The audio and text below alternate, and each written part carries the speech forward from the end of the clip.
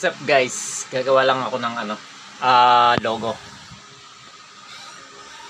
Yung logo natin sa natin sa profile natin, guys.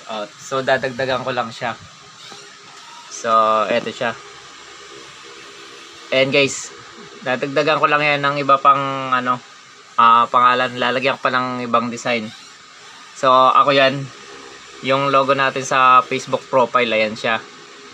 Ngayon, ang gagawin ko, dadagdagan lang natin ng mga ilang pangalan. Tapos i-design natin paikot. Gagawin ko siya ng logo pabilog.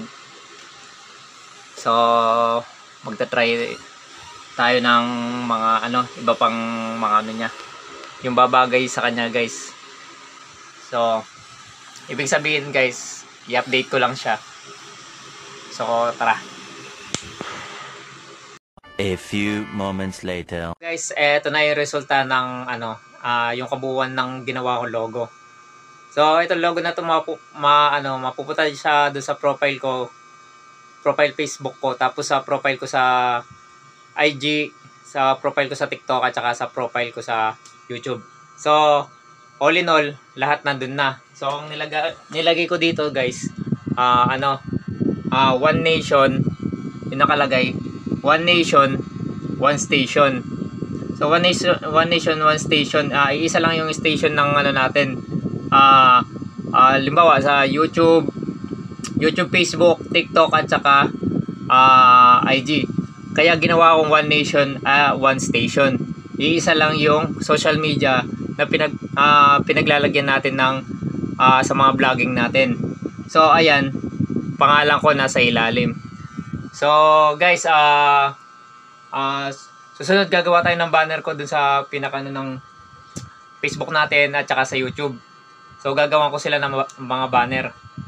Yung pinaka banner dun sa taas. So itong logo na ito magsisilbing transparent dun sa pinaka video ko.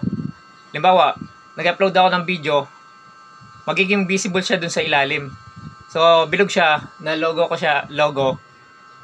Kaso transparent lang, pero medyo malabo lang siya. Kaya ginawa ko siyang ganun. So guys, itong itong logo na to, yun yung pinaka yung pinaka tatak ko na. Lahat ng mga social network natin ay social media natin.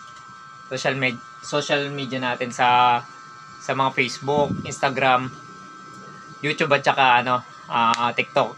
So pinag-isa ko na sila. So guys, salamat sa panonood.